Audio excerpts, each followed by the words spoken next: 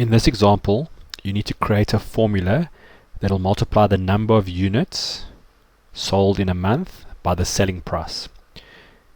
You'll notice the formula itself is as simple as that, but you need to set up the dollar sign so that you can copy it all the way across.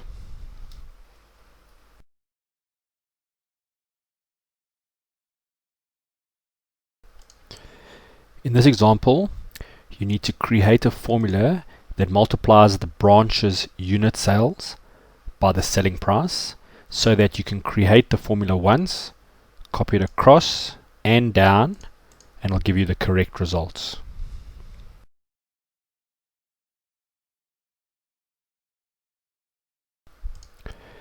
In this example, you need to calculate what the cost of sales will be based on the relevant product.